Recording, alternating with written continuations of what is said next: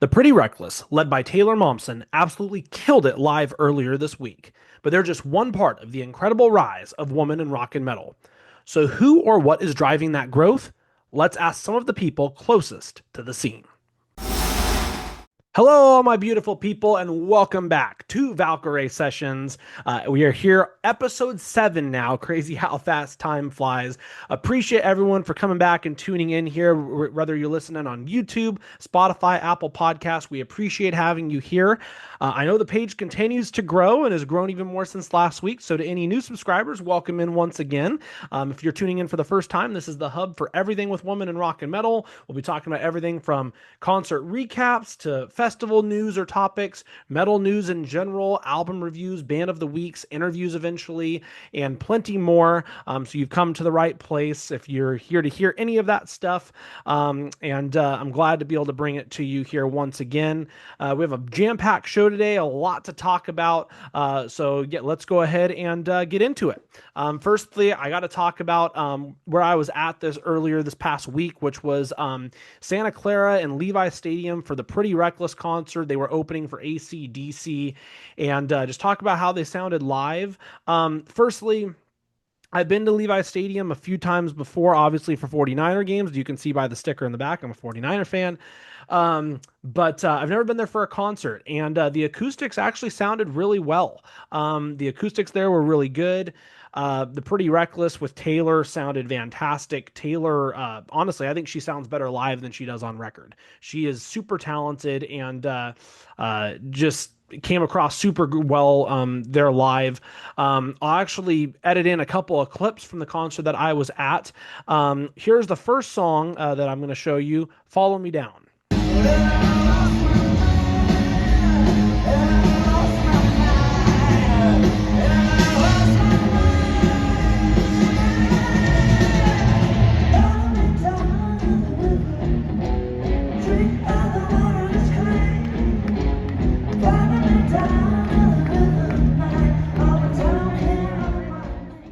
So, as you could tell, I'm not a person that is going to record an entire song. I'm not a big fan of, I know that there's some people that do that, but I'm not a big fan of that because A, how much you actually going to go back and watch or listen to that in the future, and B, you're there to experience what it's like in person. You don't need to be on your phone the entire time. Getting a few clips now and then, those totally fine, and I of course did that. But yeah, Follow Me Down sounded great. One thing you'll notice with that is the crowd definitely had not filled in yet. It filled in more as the concert kind of progressed. By the end, but it still wasn't full, definitely until AC/DC went on. But without further ado, let me go ahead and show you one other song from the set, When I Wake Up, off of their new album, Dear God.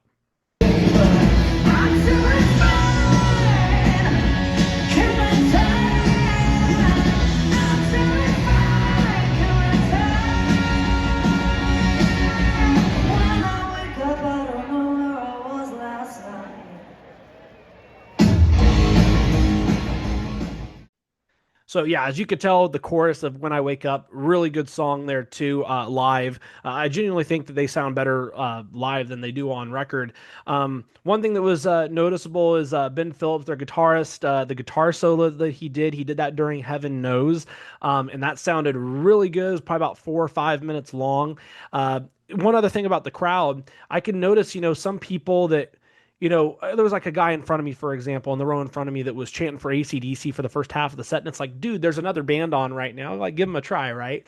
But I think a lot of people did, and they were impressed by the end. Like when that guitar solo went on and Taylor, did the end of Heaven Knows, that dude was up on his feet, was, cheering for him and whatnot. There were a lot more people I saw up on their feet, dancing around or vibing to the music, throughout the set. So they definitely brought the people on their side for sure and started, people started really, digging what they were putting out there. And that's the great thing about being on a tour with a band like AC/DC that has tens of millions of monthly listeners is you're going to be exposed to hundreds of thousands of new people that have never heard you before, and that's only going to help you grow and get discovered as a band. And that's obviously the case for the Pretty Reckless here with AC/DC. And yeah, so it was a really good set. The set list included Death by Rock and Roll, Since You're Gone, Follow Me Down, For I Am Death, When I Wake Up, Which Is Burn, Make Me Wanna Die, Heaven Knows, of course, that's the one that had the guitar solo, Going to Hell, and then About You, which they actually recorded the music video for while they were there in Santa Clara. That was cool. Taylor came out with a Joe Montana jersey, and they got a photo of everybody in the crowd. And she mentioned that they were going to be doing their music video for that there. So that was pretty fun. The only other thing I'll say, it was a little disappointing that there was no merch for the Pretty Reckless there. There was plenty for AC/DC, but none for the Pretty Reckless. They're actually one of the few bands I've really liked for a while now, probably a decade, maybe more, that I still don't have merch of, which is okay because I'll be getting some soon. But no, they sounded great. It was a fun concert to go to. Took public transportation down, as if you're driving straight to Levi Stadium, it's not the easiest place to get to for sure. But they were good. And then AC/DC came on after that, and they sounded fantastic as well. Angus Young, I posted it on my personal Instagram story this past week, but that dude's my spirit animal. He's like 71 or 72 years old, and he still did like a 20-minute guitar solo after Let There Be Rock. And I mean, they played all their hits. Brian Johnson, 78, still sounds great. The touring musicians that were with them were solid as well. Drums were great. And then they also did a little some fireworks at the very end when they did the encore of TNT. And for those about to rock, we salute you. They did fireworks at the end, which was great as well. So fantastic show. Superb to see those guys live, and definitely knocked something off my bucket list being there for sure. So great time. From something pretty positive, unfortunately, having to now move to something negative, we need to talk about this, though. Editorial staff has been gutted for Alternative Press, Brooklyn Vegan, Revolver, and Goldmine. I have a couple of stories here, the first of which is from Pitchfork. So let's go ahead and get into this. Music publications Revolver and Goldmine have also been gutted by owners Veeps and Live Nation, while Brooklyn Vegan Alternative Press hit with mass layoffs. Music publications, Brooklyn Vegan, Alternative Press, Revolver, and Goldmine have been gutted by parent company Veeps, according to various sources. Nearly all staff at each publication appear to have been laid off yesterday. Veeps, which is now part of Live Nation, seems to have owned the publication since 2024 or 2025. Pitchfork has emailed Veeps and Live Nation representatives for comment. Emails to Brooklyn Vegan staffers, with the exception of founder Dave Levine, bounced back. Veeps was founded by Good Charlotte's Benji and Joel Madden and has operated for many years as a ticketed live stream platform. Publicist Jacob Daneman mourned Brooklyn Vegan on X last night. This came out about a week ago or so, this article. He stated, quote, "R.I.P. Brooklyn Vegan. Absolutely bewildering. Thinking of all the great people there and the unparalleled music coverage they've done over the years. Utterly unceremonious and moronic actions by Veeps." Each publication has a storied history and a more or less unwavering mission that has endured for multiple decades. Levine founded Brooklyn Vegan in 2004 at the peak of the area's rock revival in New York. Revolver, founded as a general interest rock magazine in 2000, has been a hard rock and metal institution since the following year. Goldmine has been publishing a physical newspaper and more recently magazine for record collectors since the mid-1970s. Alternative Press was founded in Cleveland in 1985 and remained in the city until its acquisition by another Madden's company, the Veeps parent MDDN, around 2020. A third brand, Project M, a digital media and e-commerce company, had also listed all of the publications among its portfolio for varying periods until Veeps took over. And here's another article in Rolling Stone Canada. 4 music publications lose editorial teams as Veeps restructures media division. Veeps, the live streaming platform founded by Good Charlotte's Joel and Benji Madden and now majority owned by Live Nation Entertainment, has reportedly eliminated much of the editorial staff behind Alternative Press, Brooklyn Vegan, Revolver, and Goldmine, marking another major shift in the increasingly fragile music media landscape. The 4 publications remain online, but their editorial teams and regular contributors have largely departed, bringing an end to the day-to-day operations that shaped their coverage and communities over the years. Each publication played a distinct role in documenting different corners of music culture. Founded in 1985, Alternative Press became one of the defining publications for alternative, punk, emo, and hardcore scenes, covering the rise of bands including My Chemical Romance, Fall Out Boy, and ironically, Good Charlotte.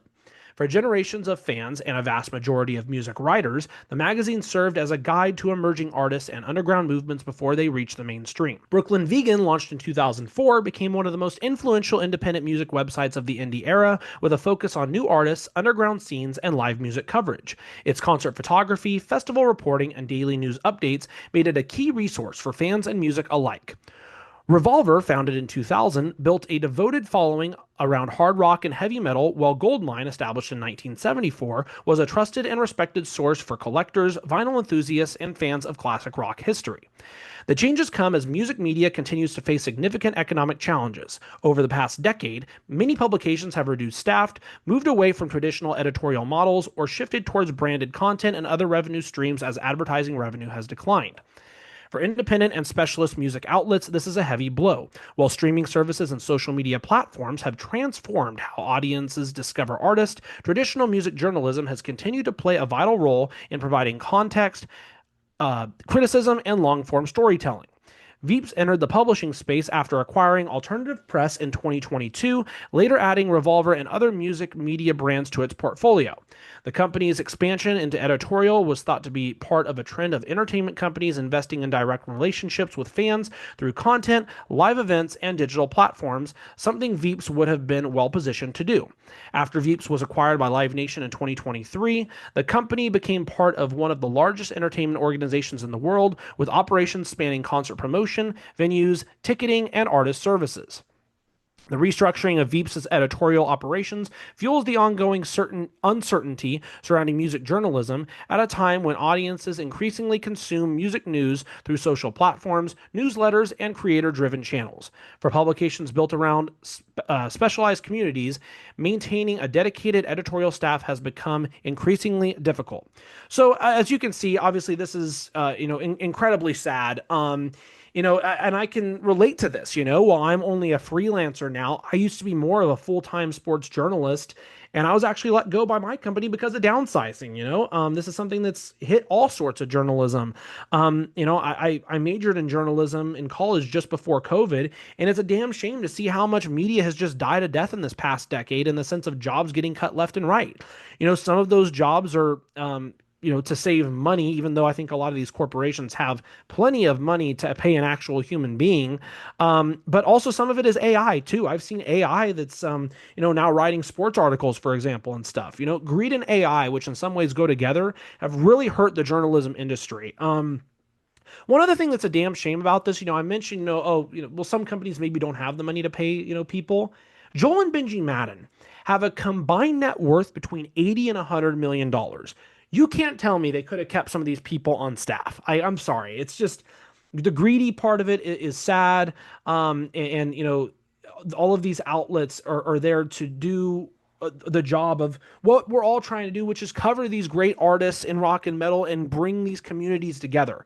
And I think it's a darn shame that, these people lost their jobs. I hope they land on their feet.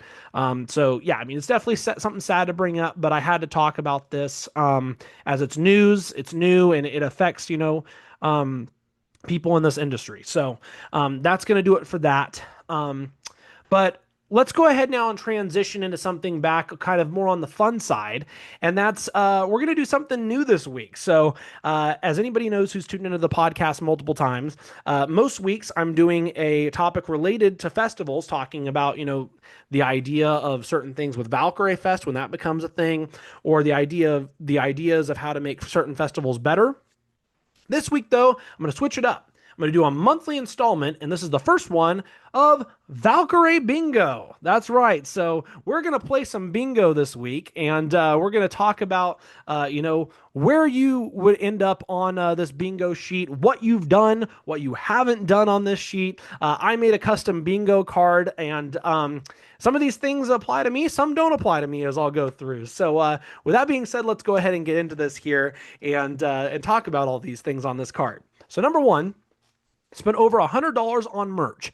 Now, throughout the time of everything that I've bought, from shirts to, wristbands to jackets to posters and everything, CDs. I've definitely spent hundreds of dollars on music merchandise, probably even a little more than that. But at one time, I can't say I have. I know I've spent like $60 to $70 at one time on merch, but I don't think I've ever spent 100. So that one does not apply to me. Another one that doesn't apply to me, camped at a festival. And part of that is, as I'll get into later, I've never flown to see a show or a festival because the festival I've been to, which is Aftershock, is close to me. So I've been able to travel and just go to the festivals that way and have some friends that live down in the areas where I've seen these festivals. So this does not apply. I have flown, and camping is obviously not applied either. Made 3+ new friends at a concert, have definitely done that. The great thing about going to concerts or festivals is you get to talk to other fans about the backgrounds that they have through, loving the genre, loving their band, or getting even recommendations for listening to other bands that may be at that festival that day. So I've definitely, met some new friends and have some new friends based off of, people I've met at concerts and festivals for sure. So that's great. Next up, owns vinyl. Yes, I do. I think I only own 2 or 3 records. My parents own a lot more. We have a record player. Unfortunately, it's broken right now, so I can't really play it. But yes, I do own vinyl, and it's been really kind of a welcome sight to see vinyl make its way back into the mainstream these last 5 to 10 years. Like even when I'm going to Target to shop for food or drinks or necessities, I'll walk by the music aisle and I'll see all the new records out there and stuff, and it's really cool to see that. So, but yes, this one applies to me just like the last one does as well. Next up, own at least a dozen band tees. Yes, as you can see, I got a Rise Against one on. I've worn probably a new band tee every single show. I have plenty in that closet behind me, probably at least 20. So yes, I own at least a dozen band tees for sure. Next up, injured at a concert. I think this can apply if you're seriously injured, where you've needed medical assistance and taken to a hospital even, or if even you've suffered like a bad cut or something like that, or like somebody really hurt you or whatnot. But for me, no, it's not the case. I mean, I've obviously had my bruises being in mosh pits and stuff, but never been seriously injured. That being said, I do have kind of a funny story that almost wasn't funny. This was 2 years ago. I believe it was 2024. I was at Aftershock, and this will go with another one later, crowd surf for an early act, which I did. I was listening to Deadlands. They were an early set on the side stage at Aftershock, and I was crowd surfing. I don't remember what song it was for. And I'm going up, and security's tries to grab me, or is going to go grab me. I had a few more pounds on me at that time than I do now. And they didn't grab me, and I ended up rotating almost all the way over where I point to the point where I landed on the back of my shoulders. Had I rotated another 3 or 4 inches, I might have been paralyzed. Yeah, very scary incident there. Fortunately, I was not hurt, but could have been a lot worse. But yeah, anyways, this one does not apply to me. Very close though. Started a mosh pit or wall of death. I have done this. I can remember doing it at Ginger at Aftershock in 2024. Started a circle pit there, which was pretty fun. I don't think I've ever started a wall of death, but yeah, I've started at least a couple mosh pits before. It's fun to see everybody kind of cooperate and get involved while you do that for sure. Name 20+ bands with a female member. I'm sure if you're tuning into this podcast, you probably know quite a bit, or you've learned a bit, or you're discovering them, which goes along with the next one. Discovered a band through Valkyrie sessions. Yes, that applies to me. Obviously, this one applies to me as well. I discover bands every week doing this show, and being involved on social media, I discover new bands all the time too. So both of these apply to me right here for sure. Uses earplugs. I've used earplugs before. I can't say I've done it all the time, religiously. I mean, most of the time, when I bring them, I either forget to wear them, or if I bring them, I forget to bring them with me into the venue. For example, this past week when I went to AC/DC, I had my earbuds on me, my earplugs, and I left them in the car. So half the time they don't get worn, but I mean, I do use them. I just don't use them all the time. So I guess you could cross this off halfway for me on this one.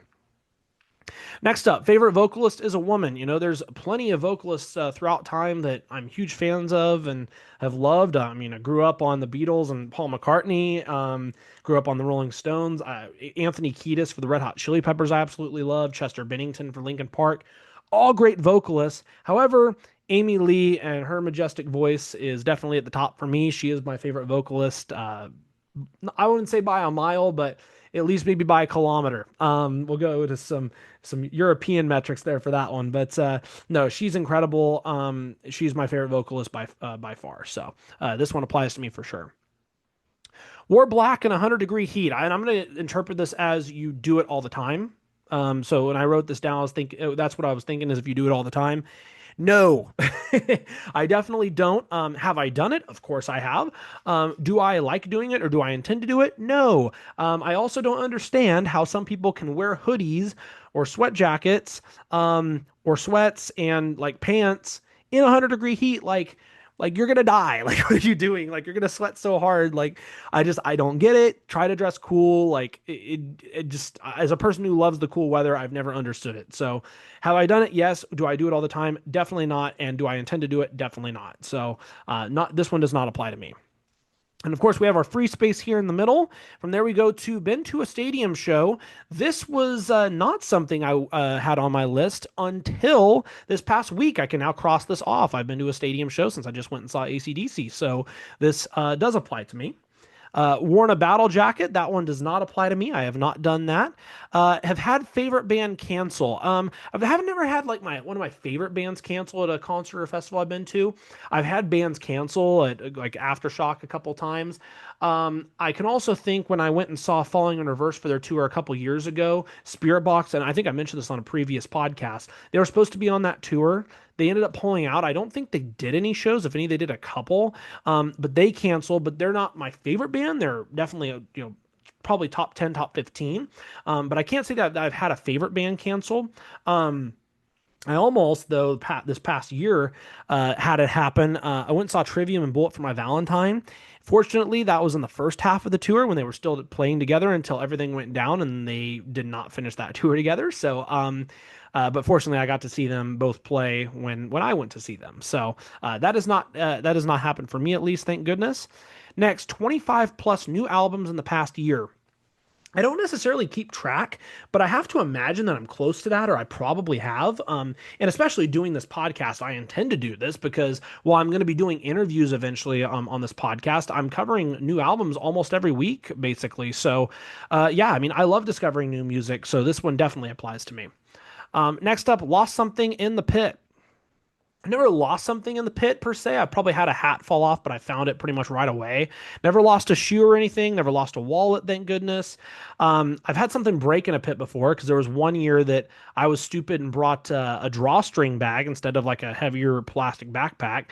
And yeah, that broke pretty easy in the mosh pit. Probably should have thought twice about bringing a drawstring bag into there, something that's as weak as that. But I've never lost anything in the pit, so that does not apply to me. Worn face paint to a show. Never done this. I can't say that's applied to me because I've not done that. Have flown to see a show festival, as I mentioned earlier, have not done that. Forgot sunscreen. I think that this is a recurring theme every year for me. I think whenever I go to Aftershock, it's like 80 to 85 degrees outside, and most shows when I go in the summertime, it's pretty hot where I live. And I feel like that I always intend to bring sunscreen and never do. And fortunately, I'm not someone that like sunburns a lot, except for my neck. And half the time my neck's on fire and I always regret it, but I just never remember to bring down sunscreen. So yeah, that one applies to me, unfortunately. Crowd surf for early act. That applies to me, as I mentioned earlier. Seen the same band live 5 times. I think there's only one band I can think of that I've done this, and it's Breaking Benjamin. I've seen them, saw them back in 2016. I saw them open for Five Finger Death Punch. I think that was 2018. I've seen them twice at Aftershock, and then I saw them, I think it was a couple of years ago with Ginger and Disturbed. So that's 5 times, and I feel like I'm probably forgetting one other time too. I don't think there's anybody else, though. I think they're maybe the only band I've seen live 5 times. I've seen a few others 3 or 4 times, but never 5. So they're the only one, but that does apply to me. Met at least 5 vocalists. I don't think this one applies to me either. I've probably met 3, maybe 4. I met Casey Carlson of Deadlands. I've met the lead singer of Tesla, actually, back when I was a kid. I went to the AAA All-Star game in Sacramento, and I think that They did the national anthem, I want to say, or throughout the first pitch. And then I've met another band who actually used to be friends with a couple of the guys, Nerve. I've met their lead singer Dylan before too. We've had a couple talks. I did an interview with the whole band on an old podcast that I once hosted. So yeah, those are the only three I can think of. Maybe there's more, but I don't think I've met five.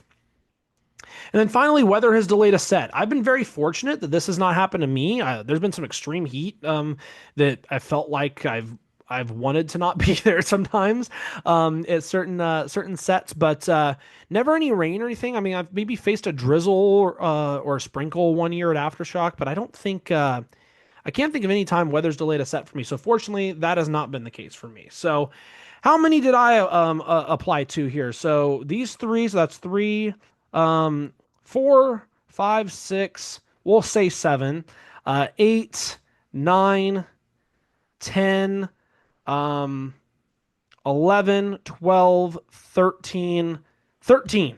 So for me, it's 13.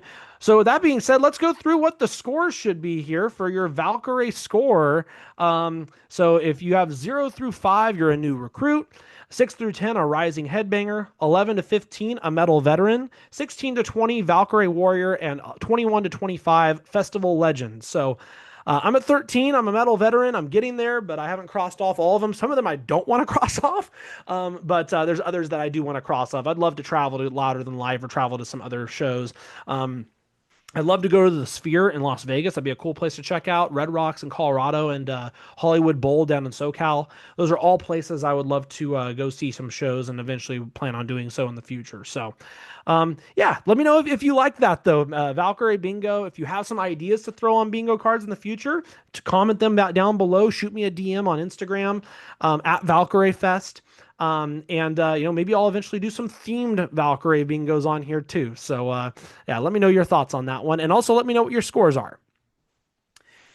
With that said, let's move on to the topic and the segment I'm most looking forward to this week. And that is, Valkyrie Voices. I did this a couple weeks ago. And it was great. I got some great responses from Lena Scissorhands of Infected Rain, Brittany Slays of Unleash the Archers, and Zoe Marie Fedorov of Catalyst Crime. And that was when I was asking all the artists, what is one thing that you wish more people would know about women in rock and metal? Well, I did get one more reply on that front this week, and it's from Lucy May, who's the lead singer of Closure, which is out of Sydney, Australia. She stated, quote, "I'd say representation is one of the most important things. Heavy music has room for everyone, so it doesn't become any less metal because women are a part of it. Seeing women on stage is so inspiring, especially for younger generations who might not have seen themselves represented before. I also think some people assume you have to choose between embracing femininity and being taken seriously, but you don't. You can be both, and neither should take away from your credibility as a musician." Again, like we heard a couple of weeks ago with some of the other responses, Lucy brings up the idea that metal is supposed to be for everyone. Having more women involved doesn't somehow make the genre less metal. It just means more people have an opportunity to be a part of this community. But I also like in the second part of what she said about femininity, because women shouldn't have to prove how metal they are by looking or acting a certain way. Whether someone wants to completely embrace their femininity or not shouldn't have anything to do with how seriously we take them as a musician. And then there's also the representation aspect. If a young girl goes to a metal show and sees somebody who looks like her absolutely killing it on stage, maybe that's the moment where she says, hey, I could do that too. I want to get into music. And that's how you continue growing the next generation of women in rock and metal. So yeah, a great response here. Big thank you to Lucy. Again, you could check their band out, Closure, out of Sydney, Australia. But the bigger part of Valkyrie Voices this week is I also wanted to reach out to metal media and ask a separate question. So I reached out to about 70 different photographers, writers, contributors, interviewers, influencers in general. A separate question, I asked them, in your opinion, what has been the biggest catalyst for the recent growth of women in rock and metal over the past decade? I got 3 replies. I imagine I'll get more, and whenever I do get more replies on either front, I'll mention them on these shows in the future.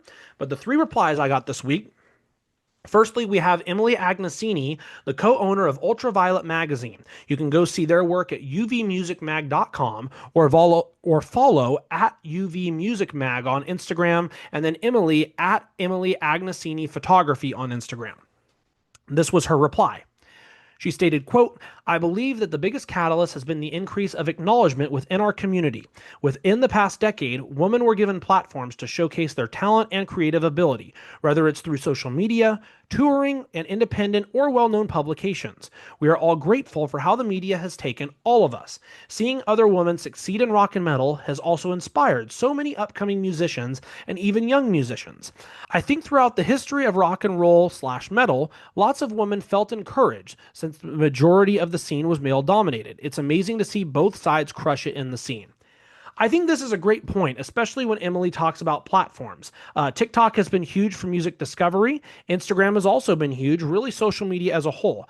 And I saw somebody actually, I think this was on Instagram, recently make the point that artists almost have to act as their own promoters nowadays because labels and booking agencies don't necessarily fund that early stage artist development the way that they once did. So now you're having a lot more artists that are, have to build that initial audience through social media and direct engagement with the fans. And I think that's been a good and a bad thing. It's obviously a lot more work for the artist, but at the same time, you kind of take out the gatekeepers there that are in the way. If you're talented and you figure out how to reach people, there's an opportunity to build an audience that maybe wasn't there before. And then Emily also mentions publications, which I completely agree with. That's part of why it's such a shame to see some of that side of music media disappearing, like I talked about earlier in today's episode. Publications like Ultraviolet can give artists another platform and help people discover someone they otherwise might never hear.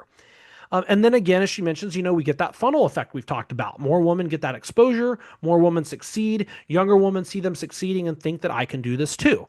And hopefully that creates another generation coming up behind them. So another great response. Thank you very much, Emily, for your reply. And speaking of great responses, we continue with Sarah McDonald from Canada.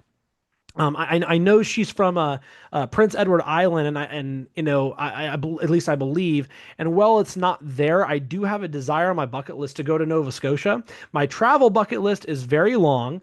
I could do a whole separate podcast on traveling because I have a deep desire in that, but that's for another day.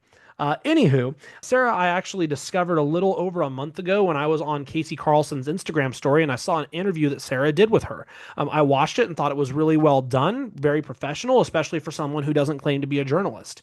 I'm planning on doing interviews on this page, as I mentioned earlier, once it grows a little bit more, and I already have some names down who I'd like to reach out to.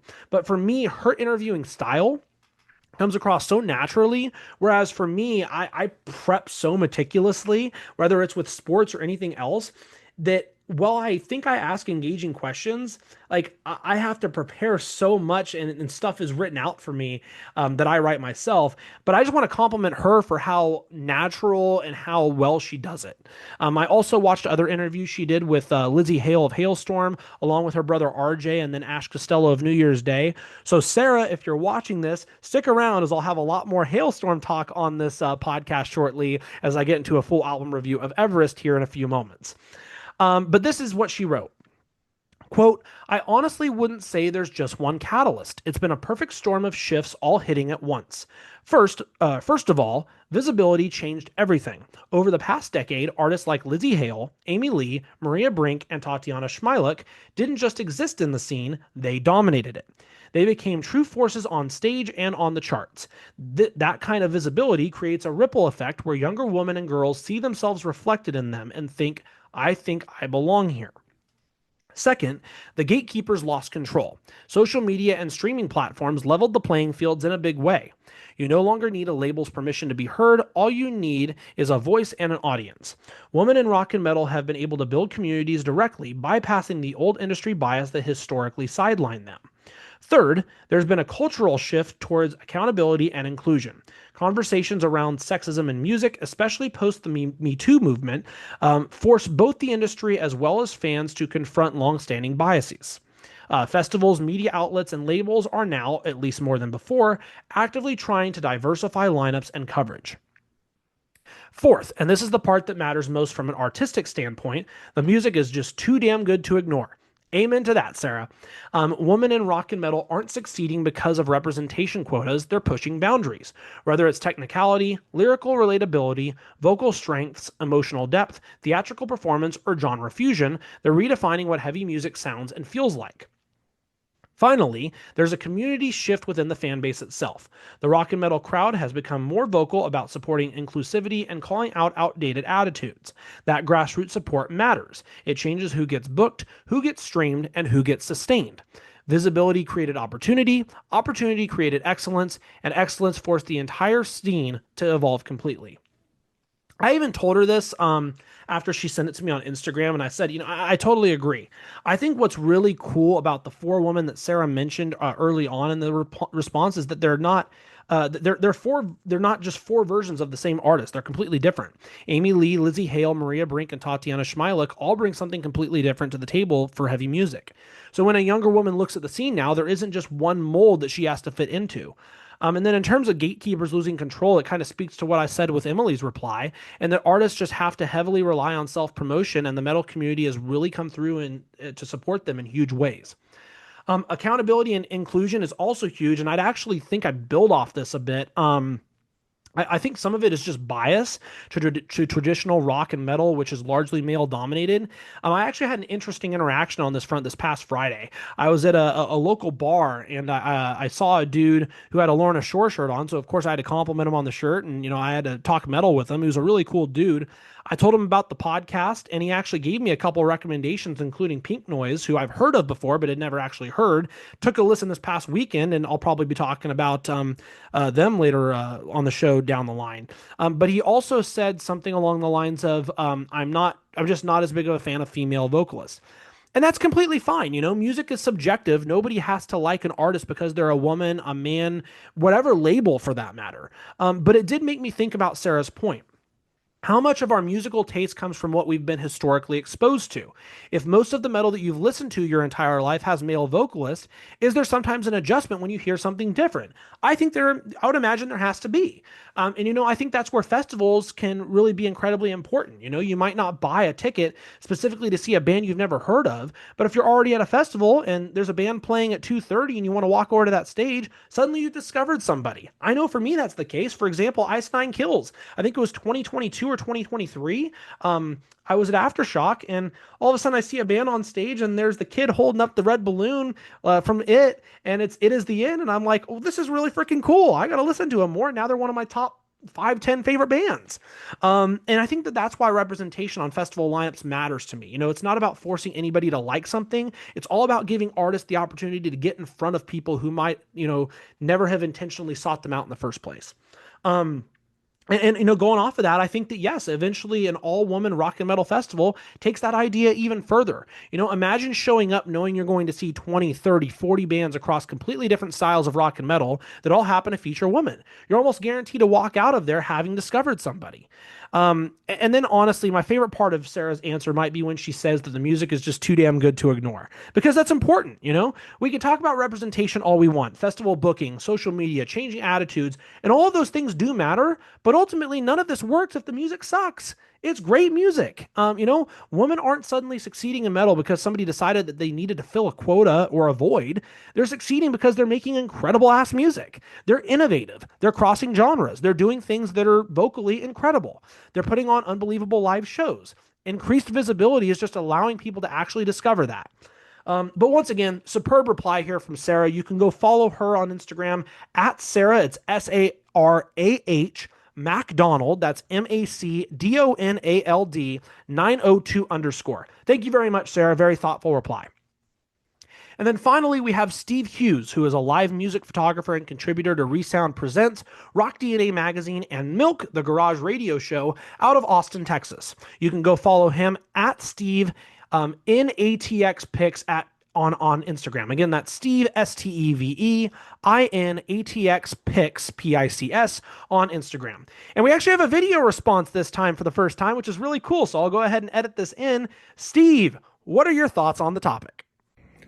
Hey everyone, my name is Steve Hughes. I am an Austin-based music photographer, and on Instagram I go by Steve in ATX Pics. I've been asked the question of why do I think women have been on the rise in rock and metal over the last decade? Well, for me, I think the biggest reason why has to go to the ladies that really blazed the trail for younger ladies today. Ladies like Joan Jett, Lita Ford, Pat Benatar, and even more recently, Lizzie Hale of Halestorm. They really have proven to young women that they too can succeed and thrive in this genre. As a teen growing up listening to rock and metal music, I often wondered why there wasn't more females in this genre. And I'm really glad to see that that has changed and they are succeeding and thriving. Thank you, Steve. And firstly, I got to say, great shirt. I mentioned earlier I'm looking for pretty reckless shirts. Maybe you can, if you're watching this, tell me where you got that one because that's a really cool shirt. But Steve brings this conversation basically full circle because we've talked so much about visibility and representation already throughout these responses, but that didn't just start with this current generation. You had women like Joan Jett, Lita Ford, Pat Benatar proving decades ago that women absolutely belonged in rock and could be major stars in what was and still largely is a male-dominated genre. And then you get to someone like Lizzie Hale, who I think has really helped bridge these generations. She's been doing this now for more than 2 decades herself, and we've heard her name come up multiple times in these responses. Spoiler alert, her name's going to come up a few more times on this podcast, too. There's an entire generation of younger artists now who grow up seeing Lizzie front Halestorm and thinking, I can do that too. I also really like Steve's perspective as someone who grew up as a fan wondering why there weren't more women in rock and metal, because now we're finally reaching a point where you can look around this scene and there are so many incredible women succeeding. There's obviously still progress to be made. We talked about festival representation and some of those things, but compared to even 10, 20, 30 years ago, the amount of talent and the variety of that talent that's out there nowadays is incredible. And I think that that's really the cycle that we've heard throughout Valkyrie Voices and these 4 replies today. One generation opens the door, the next generation just sprints through it, and then they hold that door open for whoever comes next. So once again, huge thank you to everybody who replied today. Going back to Lucy May of Closure, Sarah McDonald, Emily Agnesini, and Steve Hughes. Appreciate all of you. Thank you for everything you do for this genre. And I look forward to maybe getting some more replies on this front in the future. So that'll do it for Valkyrie Voices. As I mentioned a moment ago, we're going to hear Lizzie Hale's name come up a lot more. It's going to come up more now because let's get into our album review for the week, which is Halestorm's Everest. Opposite of last week with Future Palace, this album review this week is of a band I've heard a ton of, which is Halestorm. Everest actually just hit its 1-year anniversary. It celebrated it on August 8th. This is the band's 6th studio album after Self-Titled in 2009, The Strange Case of in 2012, Into the Wildlife in 2015, Vicious in 2018, and Back from the Dead in 2022. Halestorm are a rock band from Red Lion, Pennsylvania, consisting of vocalist and also rhythm guitarist Lizzie Hale. She also plays piano and keyboards. We'll get into it. There's a few songs that have piano on this album. She's, in my opinion, one of the best female vocalists in rock and metal. A lot of clean vocals, but she's also just has so much powerful grit and the ability to scream, and you can really sense the emotion every time that she's on the mic. Also in the band, her brother RJ, who plays drums, lead guitarist Joe Hottinger, and bassist Josh Smith. They're currently signed by Atlantic Records. The band has 5.8 million monthly listeners on YouTube Music, about 3.5 million on Spotify. They will be on tour with Baby Metal from early September until early October for 19 shows. So without further ado, let's talk about this thing here. And we'll start off with track number 1, Fallen Star. This is a really solid opening track. We have some reverb on the lyrics, which adds to the overall theatrical feel of this song. I also love the energy the guitar riffs give on this as well. I'm kind of getting that this could just be about loving someone so much that you're tied to them, but the pain of being away from them for long periods of time. I think that could be, maybe a relationship, maybe even the relationship that she has with her fans, too. So it could be a multiple meaning there. And I especially like the ending on this with the band jamming out after Lizzie says, "Kick it." The guitars are already kicking ass on this album, so really great energy to get this thing started. From there, we move on to Everest, the track title on the album. This is the title track, I should say. This is one of only two songs I had actually heard on this album before I gave it a full run through. What's unique is, while the song is called Everest, like the mountain, Lizzie says it multiple times in the song as Everest. And that kind of goes along with the meaning to me, as I feel like it's talking about just the never ending grind of life, kind of climbing a mountain every day, and just battling through every day. It's almost an anthem for overcoming personal struggle and just surviving. You just have to kind of keep pushing and moving forward, as, greatness could be on the horizon, but it's tiring for sure. She even says, in the song, my survival is suicidal, this vicious cycle. Just pure resiliency I'm getting right there. It's very dynamic, kind of suspenseful throughout. Just another brilliant song to get this piece of the album going. Then we move on to track number 3, which is Shiver. This might be my favorite song on the album. I really love Everest too, but this is a great track. We kind of take a step down here. It's a little bit of a shift. We go kind of mellow and dramatic a little bit, almost kind of like a rock ballad. I'm getting just vibes of being emotionally drained from a relationship. She says in the song, but deep down, I know I'm the only one trying. Sometimes loving you feels like dying. It's got a good groove to it, and I love the way that she kind of says dying on that too. Everything just builds up very well on the song. It's super powerful. I talked about the guitars, man. Joe's just been incredible on this album so far. His guitars sound super clean. The riffs are really good. So yeah, these two songs, Everest and Shiver, 11 out of 10s for sure. Then we progress to Like a Woman Can. Again, this one starts soft again with a piano, but we almost have a couple different genres actually kind of fused in here. There's some jazzy vibes, but then we also have some blues and soul. There's the lower vocals here from Lizzie on this. I could actually compare to Amy Winehouse a bit. It's emotional and kind of more stripped back. We have some themes of bisexuality here, I believe. She states in the song, we both have two hands. Why can't yours understand how to touch me? You can't love me the way a woman can. I believe Lizzie is bisexual. And so I think this is just talking about, her feeling that, a former man in her life, or just men in general, can't understand the emotional, physical, or even sexual needs in her life. Again, the guitar on here is brilliant. Lizzie's great, but Joe has been otherworldly on this album so far. We move from there to Rain Your Blood on Me. Very intense. One thing I notice is that the vocals on this are almost mixed to where she actually sounds a little bit compressed. I do know when she says rain your blood on me, it's almost like a chant or a battle cry, but throughout the song, it just sounds compressed a little bit to me. Not necessarily saying it's bad, it just is a little off to me mix wise.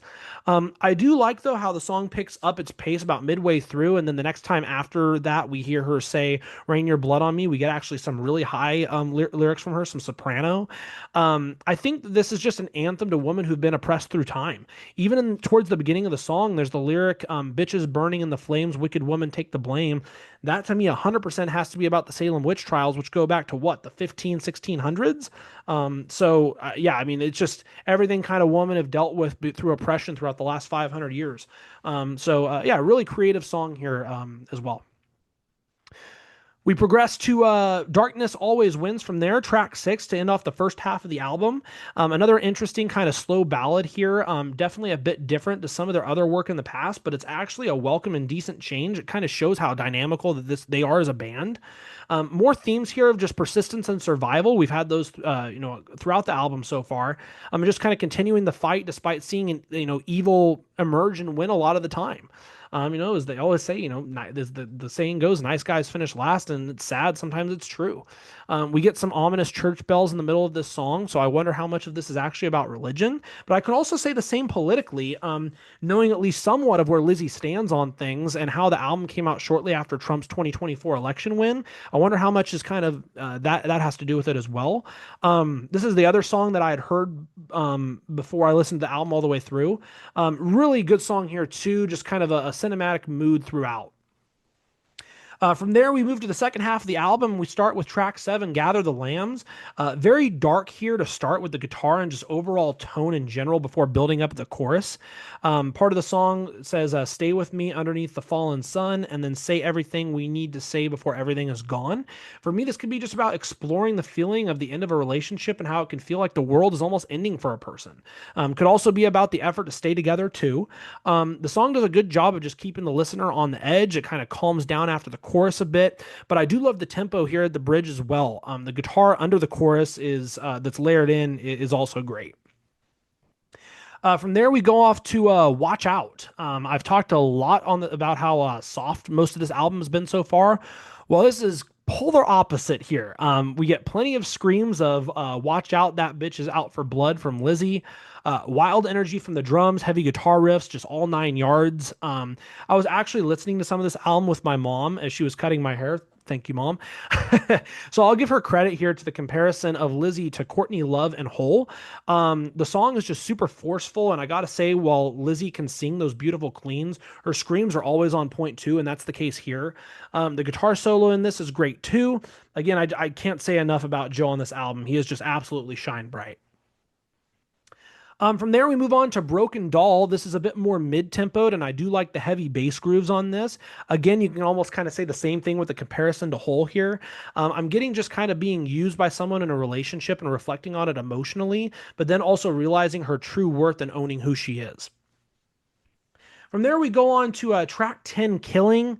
Gotta be honest, this one was not for me. Definitely not for me. I do love the high octane drum roll by RJ at the start of this, but outside of that, yeah, just not my cup of tea. It's punchy, but the fast vocals almost feel like Lizzie's kind of trying too hard in a way. To me, it's the lyrics are all a little bit weak and kind of just mismatched in general from the rest of the album. It kind of lacks cohesivity to me. It's just not cohesive. So yeah, just it wasn't my cup of tea. Not a fan. But from there we go off to the last two tracks on the album, starting with "I Gave You Everything." Definitely more emotional and gentle here. But the guitar picks up and we get the fierce lyrics from Lizzie in the chorus. Themes of betrayal here for sure, and you can sense the anger and frustration in her voice. Also themes of having to rebuild, which goes with the resilience theme that we've had on most of the rest of the album. But the big thing is, yeah, you just sense that anger and frustration, as I mentioned earlier, with just her vocally all the time. She really does a good job kind of bringing that out. And then we get to the final track on the album, How Will You Remember Me? And we have another ballad here to end it. We have theatrical elements, which kind of circle back around to the start of the album with Fallen Star. We also have piano on the start of this too.